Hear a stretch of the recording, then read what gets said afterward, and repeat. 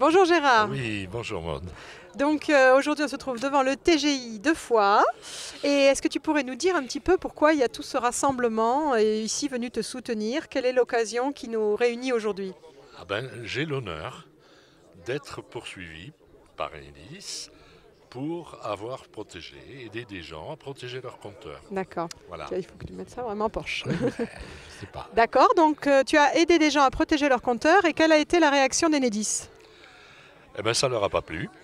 Et donc, ils m'ont poursuivi pour dégradation de biens D'un chargé. d'un chargé de mission de service public. C'est ça. Donc, ce qui est complètement faux, puisque le bien ne leur appartient pas. Donc, De quel bien on parle exactement? du coffret, à D'accord. l'intérieur duquel se trouve le compteur.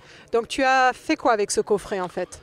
J'ai percé 4 trous pour poser une protection métallique et tout simplement, mais qui ne contraint pas le compteur, qui ne serre pas, qui ne le touche pas et donc il n'y a aucun problème. En fait, ils te reprochent d'avoir percé, donc dégradé le coffret, mais ils disent que c'est un bien d'un chargé de mission de service public. Ils disent qu'en fait le coffret leur appartient donc.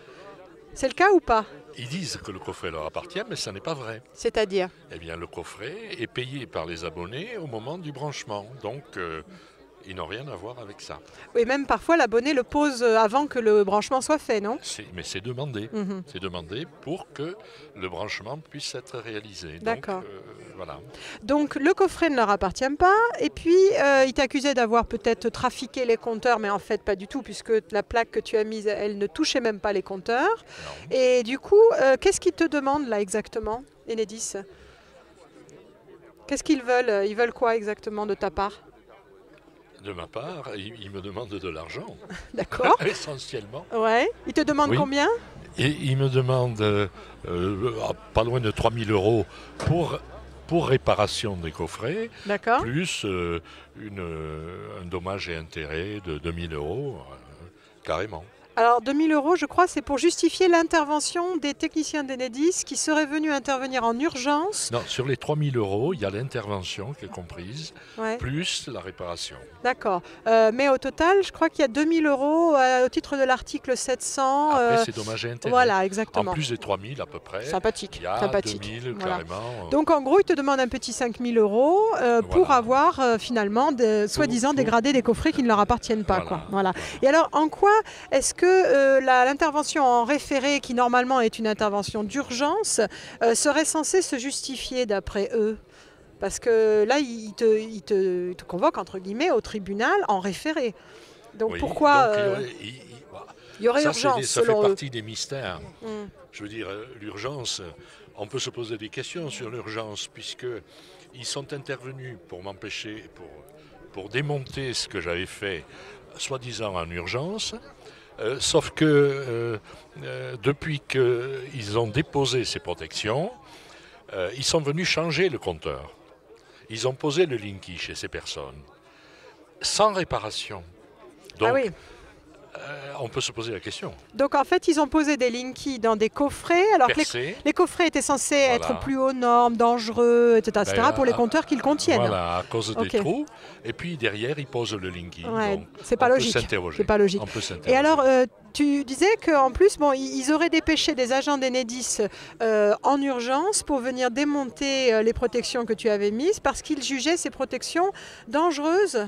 Et donc, il était urgent de démonter ces C'est ça, plaques-là. c'est ça. D'accord. En fait, c'est un prétexte, quoi. Et en fait, est-ce que c'est les seuls compteurs qui avaient été barricadés dans le coin? Non, il y en avait plusieurs dans la cité où j'ai opéré. Enfin, Cité où j'ai Abbé fait Pierre, ça. hein, c'est ça? À Cité Lavelanet. Abbé Pierre à Lavelanet. D'accord. Il y avait plusieurs compteurs protégés par des gens le même principe, mais fait par des particuliers eux-mêmes. D'accord. Et donc, du coup, ces compteurs-là, finalement, ils sont toujours barricadés et à ces gens-là, on leur a rien demandé, quoi. Ah oui, mais bien sûr, bien sûr. Alors que pour toi, il fallait absolument Et pour moi, enlever. il fallait intervenir immédiatement. Et voilà, donc il y a un peu de poids de mesure, Voilà, quoi. il y a un D'accord. petit problème. D'accord. Donc c'est pas très très logique tout ça. Non, Ok. c'est Et le alors, moins qu'on puisse dire. du coup, aujourd'hui, on est le 7 février. Enedis t'avait attaqué au pénal, je crois d'abord. Il cherchait à t'attaquer au pénal, mais aujourd'hui, il t'attaque au civil. Le C'est procureur quoi a rejeté le pénal et il m'attaque au civil. Pourquoi le procureur aurait rejeté le pénal? Parce que, a-t-il dit, il n'y a pas matière. Donc ça veut dire qu'il n'y a pas de loi contre le fait de rien, barricader son compteur, quoi. Dans ce que j'ai fait, il n'y a rien qui est susceptible d'être condamné. Une infraction, quoi. Une D'accord. infraction. Donc, si je comprends bien, les gendarmes qui sont venus prêter main forte aux deux agents d'Enedis quand ils les ont appelés, en fait, pour venir les aider à persuader les gens d'ouvrir leur portail pour qu'on puisse démonter le barricadage que tu avais mis, parce qu'il était en fait démontable que si on avait accès à l'intérieur des jardins des gens. Mais ils sont rentrés. Oui, mais donc du coup, les gendarmes qui sont venus quelque part prêter main forte, prêter la caution de l'État à cette opération, finalement n'auraient pas dû parce qu'il n'y avait pas infraction. Absolument. D'accord. Absolument. Ils ont fait une erreur complètement. D'accord. Donc voilà, si jamais, voilà, je ne sais pas s'il y a voie de fait ou pas, mais en tout cas, voilà. Suite. Et alors, en ce qui concerne les protections qui auraient été dégradées, c'était donc des biens qui appartenaient aux usagers. Et qu'est-ce qu'il en est advenu de ces protections? Est-ce que les agents Enedis les avaient gardées? Ils les ont gardées par devers eux, justement. Donc ça s'appelle une rétention de biens privés. Rétention de biens privés, d'accord. Il n'avait rien à faire avec ça.